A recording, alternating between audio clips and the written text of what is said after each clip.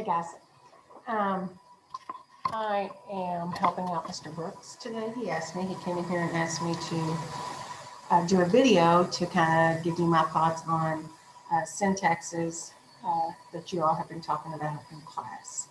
So that's what I'm gonna do. You should already know what a syntax is. Usually it's put on things like tobacco, alcohol, gambling, things like that.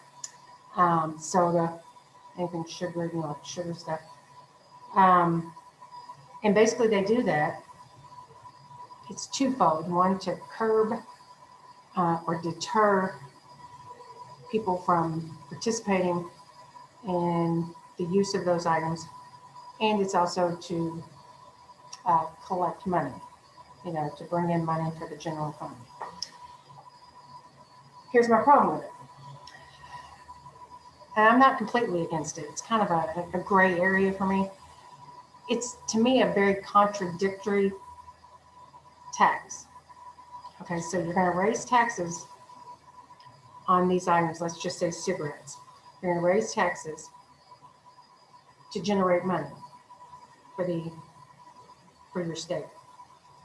Yet the other side of it is to deter or bring down the use of that product. So you can't get both of it. You can't deter the consumption and raise money. If people keep smoking and paying the tax, yeah, you're going to raise money. I think in Kentucky it's like 60 cents, something like that, 60 cents for a pack of extra tax on a pack of cigarettes. But if the other side of your plan works and people say, I'm not paying that tax, I'm just going to quit, then you're not generating money. So what is the end goal here? I guess is my question whenever we talk about these things. Is it to get people to quit, or is it to raise money? Because honestly, I mean, and I think especially with cigarettes, it has shown that it has lowered, some data has shown that it's lowered the consumption of smoking. So obviously in the long run, that's not going to bring in a lot of money, maybe short term. So to me, the goal of a syntax is contradictory. Now, what did I say? Alcohol. There's soda. Okay. Only, and I think, because I looked this up, only like 8 or 9 cities in the nation actually have a tax on soda. Now, there's some places I think that won't give you the 32 ounce or whatever. They'll give you, you can only get a certain size.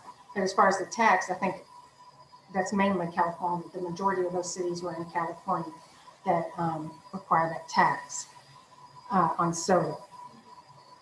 One thing I did learn just recently, I have a membership at Suntan City, let yourself shine, Anyway, I have it at Suntan City, and I got a phone call first, then email, basically saying, hey, due to the pandemic and a mess up with our software, the TAN tax was not taken out of your monthly payment.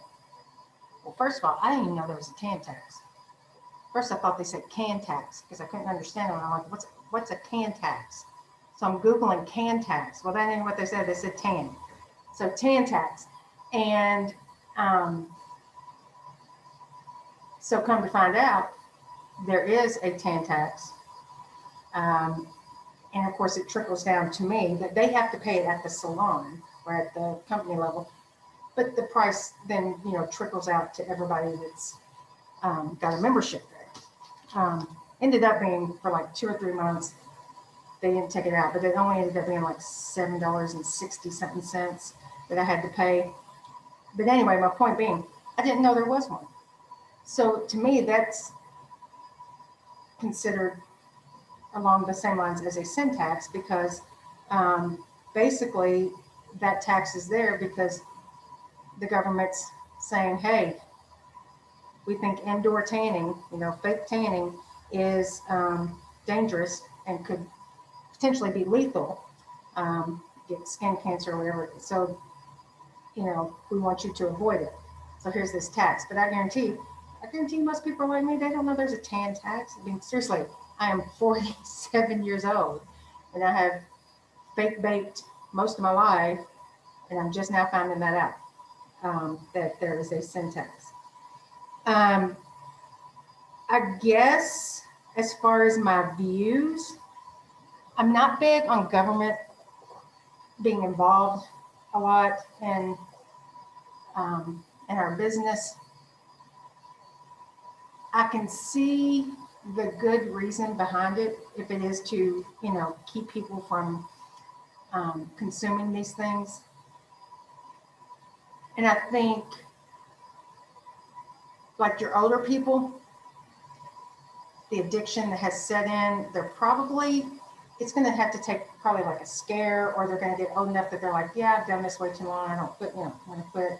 But I mean, the people that are truly addicted to this, they're probably going to pay whatever tax that we put on it. Even if they can't afford it, they're probably going to find the money to pay the tax. Most people.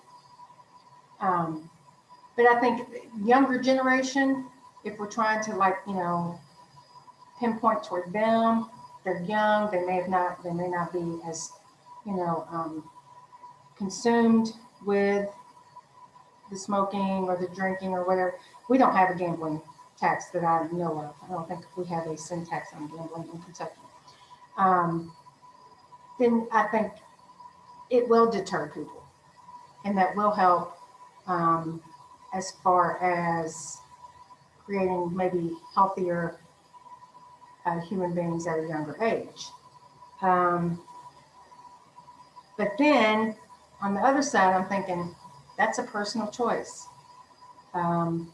If somebody wants to, they know it's everywhere, then they have to know what the risks are of, smoking and drinking. And if you're in one of those weird cities about sugar, the soda tax, you have to kind of know what the risks are. And it's a personal decision. It's your life. I mean, you make that choice, there's consequences, and so be it. I'm the same way with the seatbelt law. I think the seatbelt law, which is not, sorry, I'm getting a little off topic, but I'm just saying about government involvement. I think the seatbelt law should only apply to 18 and younger. So yeah, if I'm in a car as a 47-year-old woman, I don't feel like I should have to put my seatbelt on. I do, I wear my seatbelt, but I don't feel like I should be told I have to. I'm 47 years old. Now, if my 12-year-old is next to me in the car, yeah, I think it should be a law that the children wear one. I think before you're an adult, you should be required to wear one. But as an adult, I don't think I should get a fine for not wearing my seatbelt. I just don't. But that's just me. I'm not big on a lot of government regulation.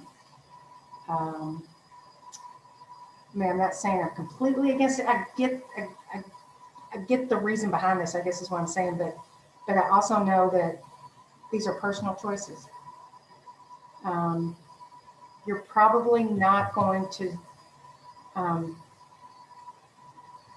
deter a lot of people. I think, especially in Kentucky with smoking, I think you're probably going to get you're probably going to get the one side of the revenue more so than people not smoking or giving it up. But those are my thoughts. Take them or leave them. I know I kind of rambled on, but to me, it's very contradictory. You can't raise money and stop the consumption. But that's how we roll here. So peace out. I don't know how to stop this video.